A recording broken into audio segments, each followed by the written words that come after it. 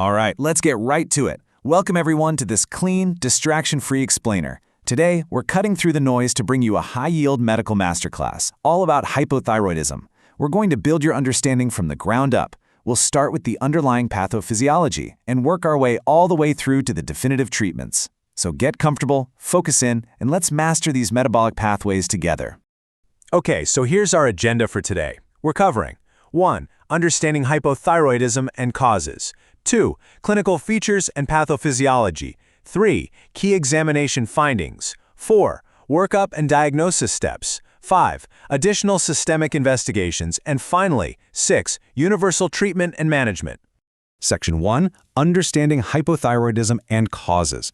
To really master this condition, we have to recognize right off the bat that not all hypothyroidism is created equal. Before we even think about treatment, we absolutely must figure out where the dysfunction is coming from. So there is a fundamental divide we need to establish immediately: primary versus secondary hypothyroidism. In primary hypothyroidism, the fault is actually within the thyroid gland itself. The gland is failing, so your T3 and T4 levels drop. The pituitary gland senses this deficit and essentially screams for more production, which causes your TSH, thyroid-stimulating hormone, to skyrocket. Causes for this include Hashimoto thyroiditis driven by TPO antibodies, endemic cretinism, certain food goitrogens like if you're eating massive amounts of cabbage or turnips, and drugs like amiodarone. Now on the flip side, secondary hypothyroidism is a pituitary problem. The thyroid is perfectly fine, it's just not getting the signal to work, so you're going to see decreased T3 and T4 alongside a decreased TSH. Key causes here are things like Sheehan syndrome, Simmons disease, CNS irradiation, and even systemic issues like sarcoidosis or hemochromatosis. Real quick, before we fully transition into adult medicine, let's isolate a super high-yield pediatric pearl. You really need to distinguish between congenital hypothyroidism and endemic cretinism. The number one cause of congenital hypothyroidism is thyroid dysgenesis, meaning the gland simply didn't form properly in utero. Endemic cretinism, on the other hand, happens specifically when a baby is born to a mother living in an iodine-deficient area. So an environmental lack of iodine is the culprit there, and it sets the stage for profound developmental delays if we don't catch it early. Section 2. Clinical features and pathophysiology. Now that we know where the dysfunction starts, let's look at how this disease actually presents. What is literally happening to the patient's body when their metabolic rate just grinds to a halt? While the crucial point to grasp is this widespread, system-wide slowdown. Think of thyroid hormone as the gas pedal for your metabolism. Take your foot off the gas, and the basal metabolic rate, or BMR, drops. This directly leads to modest weight gain and decreased calorigenesis, which perfectly explains why these patients complain of severe cold intolerance. They just aren't generating heat. You'll also see myxedema. This presents as dry, coarse skin, a remarkably puffy face, and even a hoarse voice because the vocal cords themselves get swollen. Systemically, the whole menstrual cycle gets disrupted, leading to menorrhagia and infertility. And neurologically, in cases of Hashimoto's, you can even see a specific encephalopathy that shows up with myoclonus and slow waves on an EEG. Okay, let's slow down for a second here because this is fascinating. One of the absolute most stubborn symptoms patients will mention is severe constipation, and it notoriously hardly responds to standard laxatives. But why? Let's trace the pathophysiology. Because of that lowered BMR we just talked about, the patient's appetite drops, so they take in fewer calories. This reduced carbohydrate load hitting the gut leads to a significantly lower bacterial count in the intestines. You combine that domino effect directly with the lack of thyroid hormone, which normally acts to stimulate gut motility, and your whole gastrointestinal tract essentially stalls out. It is a multifaceted shutdown of the digestive system. Section 3. Key examination findings. So, we've covered the symptoms the patient will report to you. Now let's step up to the physical exam. What specific clues are you actively hunting for at the bedside? First up, we have a classic eponymous sign, the Queen Anne sign. This is the distinct thinning, or alopecia, of the outer third of the eyebrows. It's a really neat historical clue and an early feature of myxedema. But a quick word of caution. While it's a great early indicator that should prompt you to order some tests, it is not entirely specific to hypothyroidism, so definitely don't rely on it in isolation. Moving over to the cardiovascular and skin findings, the logic of the body's slowdown just keeps unfolding. You'll frequently see isolated diastolic hypertension. Imagine a blood pressure of, say, 120/100. Why does that happen? Because the weight gain and metabolic shifts create high peripheral resistance in the blood vessels. Meanwhile, the heart itself is slowing down, giving you a bradycardia, with a heart rate under 60 beats per minute. And if you look at their skin, you might catch a striking lemon yellow tint. Now don't get tricked, this is not jaundice. It's beta-carotenemia. You see, you need thyroid hormone to convert beta-carotene into vitamin A. Without the hormone, that biochemical pathway is completely blocked, and the excess beta-carotene just deposits right into the skin. Now, right at the bedside, one of the single most reliable physical exam signs you can elicit is the hung-up ankle jerk. You might also hear it called the Woltman sign. When you tap that Achilles tendon, the reflex fires, but the relaxation phase is noticeably, sometimes dramatically delayed. And the reason for this is that myxodematous fluid is actually physically infiltrating the muscle fibers of the Achilles tendon, mechanically getting in the way of its ability to relax. Check out this other fascinating physical finding that ties directly into a feedback loop: galactorrhea, which is inappropriate milk production. Let's trace how this happens. If a patient is deficient in iodine, their T3 and T4 levels are going to drop, right? Because of negative feedback, the brain panics and pumps out massive amounts of TSH and its precursor, TRH, thyrotropin-releasing hormone. But here is the catch.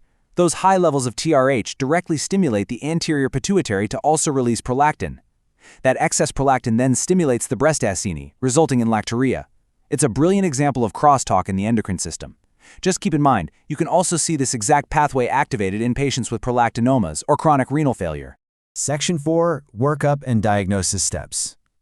Okay, the physical exam has given us some heavy clinical suspicions. Now it's time to shift from the bedside over to the lab. Let's look at the definitive tests we need to actually lock in this diagnosis. When you order thyroid function tests, you're going to see that both the total and the free, unbound levels of T4 and T3 are decreased. But honestly, to be efficient and accurate, you don't need to order the entire menu of tests. The preferred limited diagnostic anchors you should rely on are simply the free T4 and the TSH. Those two values alone are going to give you the exact coordinates of your patient's thyroid function. Once you get that TSH value back, you have to follow this algorithm methodically. Grasping this logic is absolutely vital for your practice. Step 1, check the TSH. Step 2, if that TSH is elevated alongside a low T4, you've got a primary cause on your hands, likely Hashimoto's. So your immediate next step is to run antibody tests. You're looking for anti-TPO, anti-thyroglobulin, or antimicrosomal antibodies. Step 3, if the TSH is decreased alongside low T3 and T4, you are dealing with a secondary cause, meaning damage to the pituitary gland. In that scenario, more blood tests aren't going to help you. The next best investigation is an MRI of the head to look for any masses or structural damage.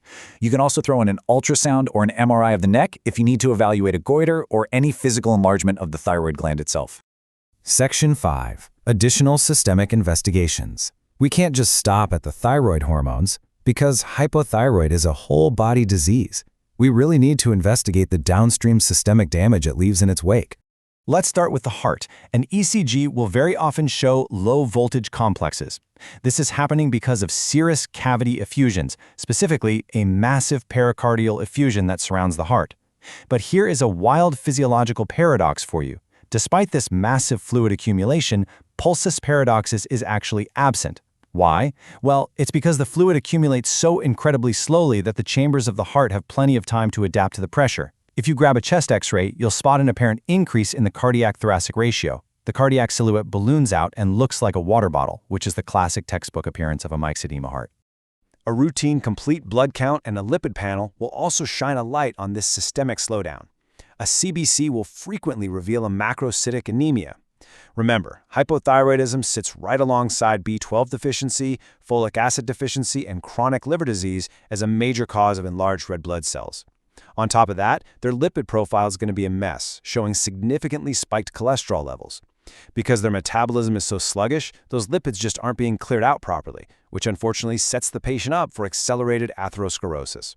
Section 6, Universal Treatment and Management. All right, we've identified the root cause. We've spotted the physical signs, and we've confirmed the systemic damage with our labs and imaging. Let's bring this all home by moving to the definitive medical solution.